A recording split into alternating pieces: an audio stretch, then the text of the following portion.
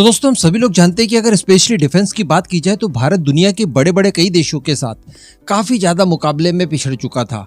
लेकिन इसका मतलब ये नहीं है कि ये जो पिछड़ाव का गैप है ये एज इट इज रहेगा, बल्कि भारत ने इस दौरान जो एक्सेलरेट किया है अपनी टेक्नोलॉजी को गेन करने के लिए वो काबिले तारीफ है। और अब भारत तेजी से दूसरे देशों से जो पिछड़ाव की वजह से गैप आया था उसे फुलफिल करने में पूरी तरह से अपने आप को झोंक चुका है और परिणाम काफी ज्यादा सकारात्मक निकल रहे हैं। कौन कहेगा कि तेजस, जिसके लिए अभी तक हम लोग प्रॉपर इंजन तक नहीं बना पाए, लेकिन वही भारत, वही एचएएल और वही डीआरडीओ एमका और टेट-बीएफ का अनमैन्ड वेरिएंट भी बनाने जा रहे हैं, फूफा बना रहे हैं, इसके अलावा घातक यूसीए बना रहे हैं। कहने का मतलब ऐसी कोई भी फ्लाइंग मशीन जो कि आपको युद्ध जिता सकती है वो बाकी नहीं रह जाएगी जो हमने खुद ने डेवलप की हो। सब बना चुके हैं और सब बना रहे हैं। इसके अतिरिक्त एक बहुत ही इंपॉर्टेंट अपडेट निकल कर आया है हमारे कैट सिस्टम से संबंधित। हम सभी जानते हैं कि कॉम्बैट एयर टीमिंग सिस्टम यानी कैट्स, जिसके ऊपर काम कर रहा है इस समय एचएएल, उसको लेकर दो बहुत प्रमुख अपडेट निकल कर आए हैं। एक तो कैट्स वॉरियर को लेकर और दूसरा ओमका को लेकर। जी हाँ, ओमका कुछ लोगों के लिए यहाँ पर एक नया कॉन्सेप्ट हो सकता है कुछ लोग जानते हो लेकिन कुछ लोग शायद नहीं जानते हो। तो वीडियो को एकदम एंड तक देखते रहिएगा, मैं आपको बारीकी से सब कुछ बताने वाला हूँ। अब दोस्तों हम सभी जानते हैं कि कैट्स प्रोग्राम में जो सबसे महत्वपूर्ण वेपन है वो है इसका लॉयल विंगमैन यानी कैट्स वॉरियर। इसको लेकर कुछ ही समय पहले खबरें निकल कर आई थी कि इसके डिजाइन में कुछ परिवर्तन किए हैं और ये परिवर्तन अब पूरी तरह से संपन्न कर दिए गए हैं। अब बारी आ जाती है इसके प्रोटोटाइप डेवलपमेंट को लेकर और साथ ही इसकी फर्स्ट फ्लाइट को लेकर। तो इसको लेकर जो खबर निकल कर आ रही है उसके हिसाब से 2024 के अंत या फिर 2025 की एकदम ही शुरुआत में एचएएल का कैट्स वॉरियर अपनी पहली उड़ान भरना शुरू कर देगा। जी हाँ, यानी ये वही टाइमलाइन है जब तेजस मार्क 2 हमारा उड़ान भरेगा पहली बार।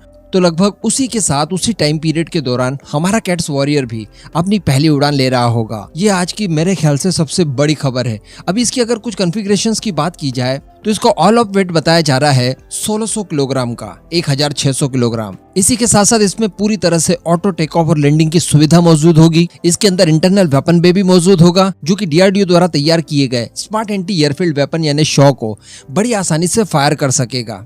इसी के साथ साथ इसके अंदर 2 एसरेम मिसाइल यानी क्लोज कॉम्बैट मिसाइलों की भी सुविधा होने जा रही है।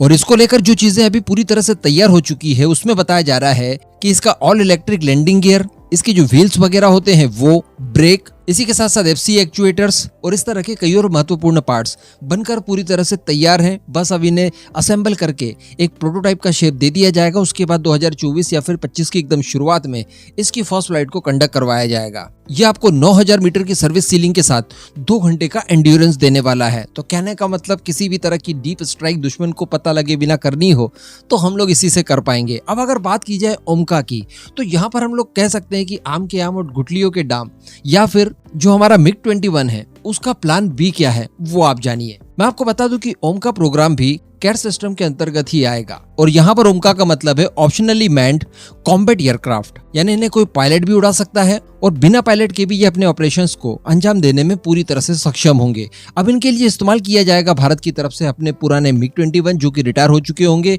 और इसी के साथ साथ हमारा किरण एयरक्राफ्ट। एक्चुअली मैं आपको बता दूं कि किरण MK2 जो है वो स्टेट 2 ट्रेनर विमान है जिसे कि कैट सिस्टम का हिस्सा बनाया जा रहा है और बताया जा रहा है कि इसी साल यानी 2023 में ही बिना पायलट के यानी अनमैन्ड कॉन्फ़िगरेशन के साथ इसकी उड़ान का आयोजन किया जाएगा। जी हाँ, मिग-21 से पहले किरण मार्क 2 जो होगा वो अनमैन्ड कॉन्फ़िगरेशन के साथ उड़ने जा रहा है। जैसे कि आप ड्रोन का एग्जाम्पल ले सकते हैं। और बताया जा रहा है कि हमारा जो ओमका होगा ये बिना किसी रिमोट पायलट इनपुट के ऑटो टेक ऑफ और लैंडिंग का प्रदर्शन करेगा। इसके लिए किरण मार्क 2 को काफी हद तक अपग्रेड किया गया है जिसका काम पूरी तरह से कंप्लीट भी हो गया है।